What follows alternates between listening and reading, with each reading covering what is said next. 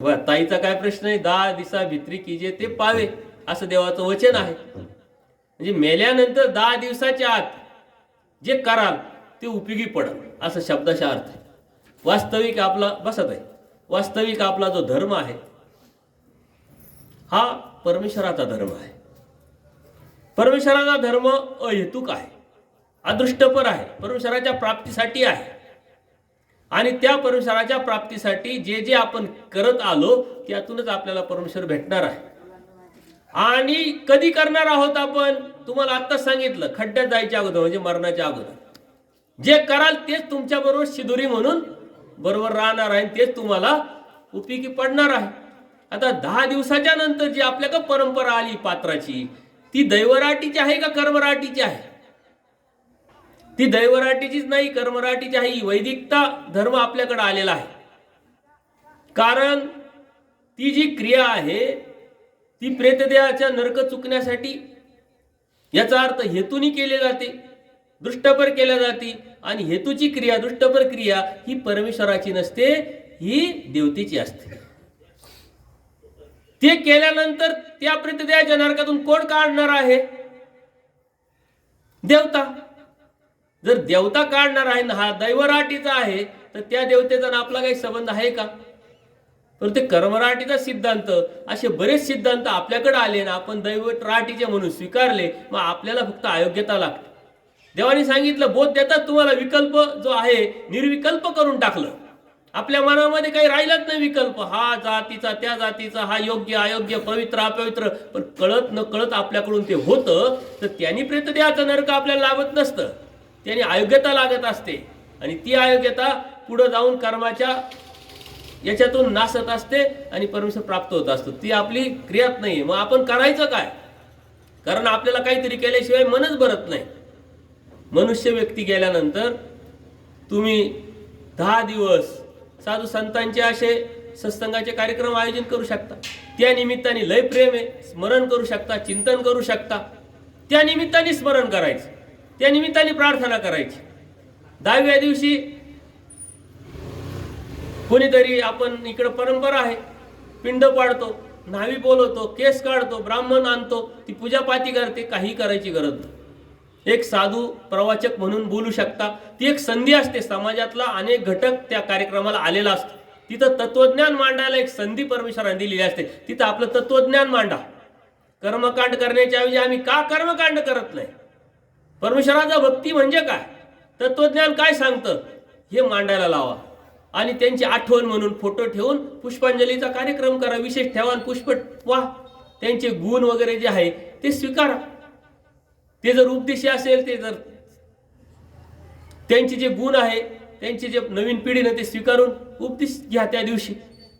आणि साधू संतांचा तर प्रेतदेहाचा नरकाचा विषयच नाही. जोगी अशी प्रेतदेहाचं नरक नाही, सूत्रचे देवाचं. त्याच्यामुळे आमच्या क्रिया करण्याचा विषयच नाही. सर्वात जास्त तुम्ही तुमच्या गुरुबाच्या क्रिया करता. आमचे गुरुबा गेले, मला फोन येतात, बाबा आमचे गुरुबा गेले. मग तिकडं नाशिकमध्ये कोणी आहे का? अरे मग गुरुबा गेले ना, ते साधू होते, संत होते, त्याच्यामुळे त्यांची क्रिया करण्याची गरज नाही. नाही, करावं लागतं. परत तरीही त्यातून पक्षकारांनी एक सिद्धांत मांडलेला आहे. परमेश्वर अवताराने एक शीत स्वीकारलं तर ते चुकेल. किंवा ज्ञानिया, ज्ञानिया कोण? क्रिया करीतो ज्ञानिया, म्हणजे आचरणाशी निगडीत असलेली जी व्यक्ती आहे, त्याने स्वीकारलं तर याची सामर्थ्य आहे. आपलं दैवराटीचं सामर्थ्य परमेश्वराचं आहे. त्याच्यामुळे ती देवता त्याला ती नेतच नाही, म्हणून तुम्ही करू शकता. परंतु एकच साधू दिवसभरात 4-4 जर क्रिया पात्र घेत असेल तर त्याचंच भांडं फुटणार नाही, तुमचं कुठून भांडं फुटत? त्याच्यापेक्षा प्रेतदेहात नरकात आम्ही जाणार नाही असा आचार करा ना, देवाने सांगितलंय ना. निर्विकल्प तो तर आचार आहे, तिथं साधना आहे, तिथं धार्मिकता आहे. कशासाठी तुम्ही ती भावना निर्माण करताय? समाज व्यवस्थेत पाळत असताना तिथं तुम्ही पाळायची आहे. आताच आपण बघितलं, संग्रह पाळा. मग मला बरेच प्रश्न येतात, बाबा तुम्ही सांगता निर्विकल्प, मग आता आम्ही समाजामध्ये मुला मुलींचे लग्न करताना तो येतो, तेवढ्यापुरतं ते मर्यादित ठेवा ना. समाजात जात असताना तुम्ही आडनाव विचारता, उच्चास काय असतो तुमचा, हा कोणत्या जातीचा आहे, काय करायचं त्याची जात पाहून? हा पवित्र, हा अपवित्र, हा छोटा, हा मोठा, हा ब्राह्मण, हा शूद्र, कशासाठी?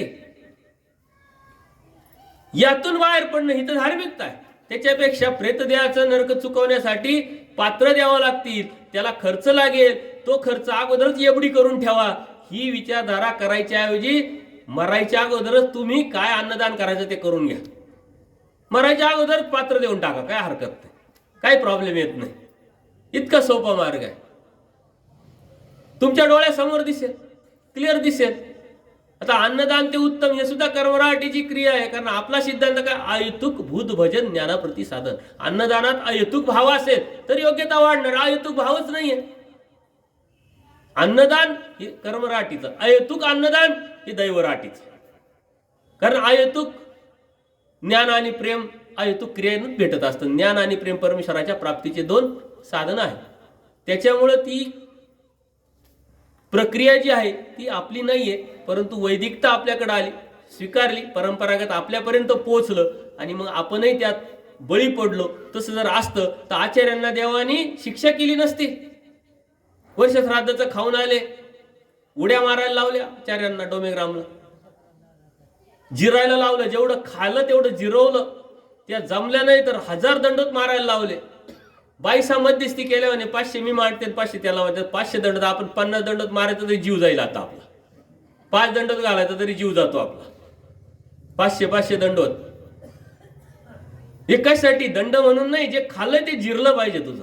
ते चुकीचं आहे. देवाने तिथं स्टेटमेंट दिलं एक, तर ते महात्मे त्यांचा काय संबंध आहे याच्याशी? त्याच्यामुळं प्रेतदेहाचं नरक हे कर्मराटीचं आहे. ते आपल्याला लागत नाही, आपल्याला अयोग्यता लागते. आणि ती अयोग्यता लागू नये म्हणून आपण धर्म धार्मिकता सांभाळा. आपल्याला ते करण्याची गरज नाही. तरी तुम्हाला वाटत असेल करावं तर जिवंतपणी जे करायचं ते करा.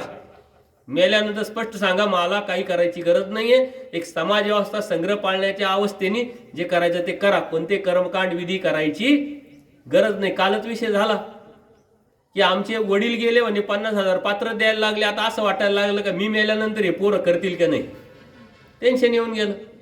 त्याच्यामुळं धर्मात पैशाचा अर्थार्थी संबंध नाही, परंतु या अशा परंपरेच्या माध्यमातून आपल्यापर्यंत ते पोचलेलं आहे. परंतु ते ज्ञानावर किती आधारित आहे, किती आधारित नाही आहे याचा विचार करून, याच्यासाठी तर मी सांगतो तुम्ही अभ्यास करा, सूत्रपाठ वाचन करा, चिंतन करा. आणि नुसतं ऐकू नका, ऐकून अंतर्गाम्य करा आणि त्यावरती अंमल करा. नाही तर ऐकून घेतात आणि परत 4 दिवसानंतर मलाच फोन येतो, मी म्हणतो पारायण करू नका. पारायण करायचं असं तर सूत्रपाठाचं तुम्ही दररोज पारायण करा. आणि 4थ्या दिवशी मला एखाद्या भगिनीचा फोन येतो, बाबा पारायण करायचं, येता का पारायण? बाबा पात्र द्यायचंय, तुम्ही घेता का? आणखीन कोणी घेता सांगा तरी नाव. या साऱ्या ज्या गोष्टी आहेत धर्म हा स्वीकारासाठी आहे, ऐकण्यासाठी नाही, बोलण्यासाठी नाही. धर्म हा करण्याचा विषय आहे. आम्ही बी केलं पाहिजे, नुसतं बोललं नाही पाहिजे. बोलण्याच्या अगोदर करण्याची ताकद नैतिकता असली तर बोलण्यातून फायदा आहे. अन्यथा काय अर्थ आहे, काय उपयोग आहे? काय उपयोग नाही. आलं लक्षात ताई? दंडोत प्रणाम.